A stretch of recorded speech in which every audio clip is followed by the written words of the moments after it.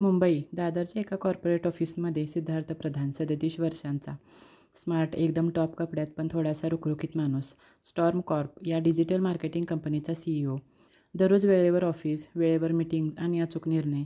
त्याचं आयुष्य म्हणजे एक रुटीन. प्रेम, भावना किंवा नात्यांचं त्याच्याजवळ काहीच अस्तित्व नाही. 2 वर्षापूर्वी त्याचे आई-वडील एका अपघातात गेले आणि तेव्हापासून तो पूर्णपणे कामात बुडून गेला. आज एक नवीन कर्मचारी जॉइन करणार होती, अन्विता साळुंखे. सकाळी 10 वाजता एचआरने तिला ओळख करून दिली. ती फार साधेपणाने वावरणारी मुलगी होती. गुलाबी रंगाचा कुर्ता, ओढणी व्यवस्थित घेतलेली, चेहऱ्यावर एक लहानसं हास्य आणि डोळ्यात एक शांत चमक. "गुड मॉर्निंग सर," ती म्हणाली. सिद्धार्थने फक्त मान हलवली. Welcome to the team." तो तिला फारसा भाव देत नव्हता. तिच्यासारखे अनेक लोक येतात आणि जातात असं त्याला वाटायचं. अन्विताचं डेस्क मार्केटिंग टीमच्या बाजूला होतं. तिचं काम म्हणजे कॉपीरायटिंग, म्हणजे जाहिरातीत वापरले जाणारे शब्द, सोशल मीडियासाठी कॅप्शन्स, वेबसाईटसाठी टॅगलाईन्स लिहिणं. पण ती लिहायची काहीतरी वेगळंच. ती लिहायची तेव्हा शब्द जणू बोलत होते. तिच्या मेल्समधले शब्दही सिद्धार्थच्या लक्षात राहू लागले. डिअर सर, मी आजची कॅम्पेन कॉपी अटॅच केली आहे. तुमच्या प्रतिक्रिया नेहमीच मला पुढचं लिहायला प्रेरणा देतात. सिद्धार्थ विचारात पडला. कोण लिहितं असा मेल? प्रेरणा वगैरे शब्द? 3 आठवडे झाले. सिद्धार्थ आणि अन्विता एकमेकांशी प्रत्यक्ष फारसं बोलत नव्हते. पण एक दिवस ती त्याच्या केबिनमध्ये रिपोर्ट घेऊन आली. सर, ही तुमच्या मागणीप्रमाणे नवीन कॅम्पेन कॉपी. त्याने पेपर घेतले आणि वाचायला सुरुवात केली. एक वाक्य होतं. कधी कधी शब्द सांगतात ते जे मनात दडपलं जातं. तो त्या वाक्याकडे पाहतच राहिला. त्याने डोकं वर केलं. ती थोडं घाबरली. तुम्ही ही ओळ स्वतः लिहिलीत का? त्याने विचारलं. हो, पण तुम्हाला ठीक वाटते का? छान आहे, तो म्हणाला आणि पहिल्यांदाच थोडं हसला. अशाच एका सायंकाळी पाऊस सुरू होता. ऑफिसचं वर्किंग आवर्स संपले होते. सगळे निघाले, पण अन्विता आणि सिद्धार्थ ऑफिसमध्येच होते. ती त्याला मेल करत होती आणि तो तिथेच समोर बसलेला होता. मेल आला. सर, कधी वेळ मिळाल्यास तुमच्याशी कॅम्पेन कॉपीबद्दल बोलायला आवडेल. मला तुमचं विजन समजून घ्यायचं आहे. त्याने फक्त म्हटलं, बस ना इथेच. दोघं पहिल्यांदाच एकमेकांशी थोडं जास्त बोलले. तिचं बोलणं सोज्वळ होतं. ती कामाबद्दल, शब्दाबद्दल आणि लोकांच्या भावना कशा शब्दातून व्यक्त होतात याबद्दल बोलत होती. सिद्धार्थ मनात विचार करत होता, ही मुलगी काहीतरी वेगळी आहे. तिच्या शब्दात सॉफ्टनेस आहे आणि त्यात खरंच प्रेम असावं. एके दिवशी ती ऑफिसमध्ये आली नाही. ना कोणता कॉल ना मेल. 2 दिवस झाले, काहीच संपर्क नाही. सिद्धार्थने एचआरला विचारलं. उत्तर आलं, सर, ती काही काळासाठी पर्सनल रिझन्समुळे लिव्हवर गेली आहे. तो अस्वस्थ झाला. डेस्कवर तिच्या वहीत एक चिठ्ठी सापडली. शब्दात व्यक्त होणं सोपं असतं, पण आयुष्यातले काही प्रसंग न बोलताही खूप काही सांगून जातात. मी काही दिवसांसाठी सुट्टीवर आहे. परत आले तर तुमच्याशी काहीतरी बोलायचं राहिलेलं आहे, अन्विता. सिद्धार्थ शांत झाला. पहिल्यांदाच त्याच्या मनात विचारांचं वादळ होतं. ती गेली, पण शब्द मागे राहिले होते. सिद्धार्थच्या मनात हलकंसं काहीतरी जाणवत होतं. अन्विता काहीच न सांगता लिव्हवर गेली होती. तिच्या शेवटच्या चिठ्ठीतील शब्द तो वारंवार वाचत होता. शब्दात व्यक्त होणं सोपं असतं, पण आयुष्यातले काही प्रसंग न बोलताही खूप काही सांगून जातात. त्या दिवशी पहिल्यांदाच त्याला तिच्या अनुपस्थितीची जाणीव झाली. तिनं कधी काही मागितलं नव्हतं, न प्रेमाचा इशारा दिला होता, पण तिच्या मेल्स, नोट्स, कॅम्पेन कॉपीमध्ये एक अनामिक प्रेम होतं. सिद्धार्थ तिचे मेल्स पुन्हा पुन्हा वाचू लागला. त्या प्रत्येक मेलमध्ये काहीतरी वेगळेपण होतं, ज्याची त्याला तेव्हा जाणीव झाली नव्हती.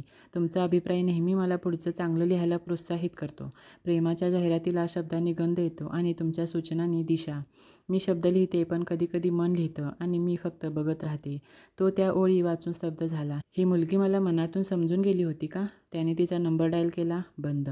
Instagram private account, Facebook inactive, LinkedIn no updates. ती जणू या जगातून गायब झाली होती. पण तिचे शब्द त्याचं मन व्यापून टाकत होते.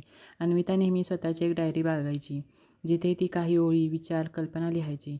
तिच्या डेस्कच्या ड्रॉवरमध्ये ती वही होती. सिद्धार्थने ती उघडली. आत लिहिलं होतं, माणसं कधी कधी शब्दांच्या मागे लपतात, पण काही शब्द असे असतात जे नकळत आपलं मन बेचैन करतात. त्याचं मन व्याकुळ झालं. त्याने त्या वहीतून काही पानं उलटली. एका पानावर तिने लिहिलं होतं, तो पाहतो तेव्हा थेट डोळ्यात पाहतो, पण डोळ्यातलं काय वाचतो का? त्याचा श्वास थांबला. हे त्याच्याविषयीच होतं. इतका स्पष्ट आणि सच्चा विचार. तिला जाऊन आठवडा झाला. एक दिवस एचआरमधून एक कॉल आला. सर, एक बातमी आहे. अन्विता साळुंखेच्या वडिलांचं प्रकृतीचं कारण होतं. ते ICUमध्ये होते. ती तिथं निघून गेली होती. अजूनही ती त्यांच्या देखभालीसाठी कोल्हापुरात आहे. सिद्धार्थ काही क्षण शांत राहिला. तो लगेच मेल टाईप करू लागला. अन्विता, आयुष्य कधी कधी खूप काही न सांगताही समजून घ्यायला लागतं. तुमचं लिहिलेलं, तुमचं अस्तित्व हे ऑफिसमध्ये राहून गेले. तुम्ही परत आलात तर कदाचित मला माझं मन व्यक्त करता येईल. काळजी घ्या, सिद्धार्थ. 2 दिवसांनी तिचं उत्तर आलं. सर, तुम्ही लिहिलं आणि मन थांबून गेलं. मी केवळ तुमचा बॉस म्हणून आदर करत नव्हते. तुमचं शांतपण विचारपूर्वक बोलणं आणि माझ्या शब्दांना दिलेला अर्थ यामुळे मी काहीतरी वेगळं अनुभवत होते. कधीकधी मन आपलं म्हणतं, पण शब्दातच ते व्यक्त होतं. मी लवकरच परत येते आणि तेव्हा कदाचित थेट नजरेतून बोलेन. अन्विता. त्या संध्याकाळी तो ऑफिसच्या खिडकीतून बाहेर पाहत होता. मुंबईचा पाऊस सुरू होत होता, पण यावेळी तो एकटा वाटत नव्हता. त्याचं हसू ओठांवर आलं. त्याला वाटलं कदाचित माझ्या मनाने आता बोलायला सुरुवात केली आहे. 2 आठवड्यांनी अन्विता परत आली. सिद्धार्थ नेहमीप्रमाणे त्याच्या केबिनमध्ये बिझी होता, पण त्या दिवशी ऑफिसमध्ये एक वेगळी शांतता होती. जणू सगळे तिचीच वाट बघत होते. अन्विता थोडीशी थकलेली, पण डोळ्यात आधीपेक्षा जास्त जिवंतपणा होता. ती थेट आपल्या डेस्ककडे गेली. लोकांनी तिला स्मित हास्याने वेलकम केलं, पण तिचं लक्ष केबिनकडे होतं, त्या दिशेनं. सिद्धार्थने जाणून बुजून तिच्याकडे पाहिले नाही, पण तिच्या बसण्याचा आवाज, पाण्याची बाटली उघडण्याचा आवाज, त्याला सगळं स्पष्ट ऐकू येत होतं. तो उठला. Welcome back Anvita. त्याचे शब्द थोडेसे रेंगाळले. Thank you sir. ती थोडं हसली, पण तिच्या नजरेत शब्द होते. Hope everything is fine now. Not eight.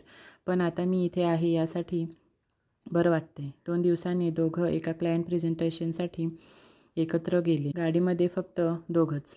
थोडा वेळ शांततेने गेला. मग अन्विताने विचारलं, सर तुम्ही मला मेल का पाठवला होता? कारण मला वाटलं की हे शब्द तुम्हाला समजतील आणि मी तुम्हाला. ती हलकं हसली. म्हणजे तुम्ही बोलायला लागलात? बोलण्याचा प्रयत्न केला आहे, पण अजून बोलायचं बाकी आहे. प्रेझेंटेशन उत्तम झालं. दोघे बाहेर पडत होते तेवढ्यात पाऊस सुरू झाला.